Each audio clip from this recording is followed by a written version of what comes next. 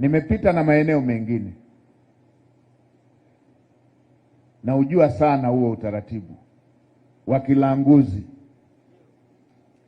Mtu anaenda anachukua eneo, hafanyi biashara, anafanya ulanguzi kwa kuweka cha ziada.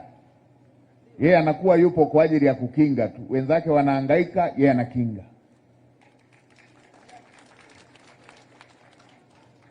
Na mbaya zaidi, sehemu zingine wanakuwa wale wale wa serikali walioenda kugawa wamenyakua yale maeneo na biashara hawafanyi.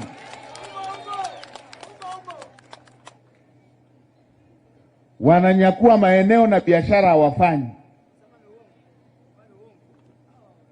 Wanafanya ulanguzi.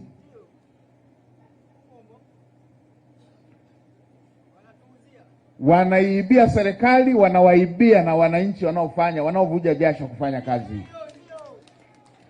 Sasa kwenye haya masoko mapya yanayojengwa, kwenye haya masoko,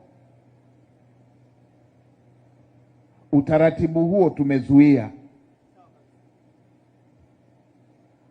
Anayetaka kujaribu na ajaribu, lakini namtangulizia tu kwamba sio kila kiberiti ni cha kutikisa, vingine ni vya gesi, vitakulipukia.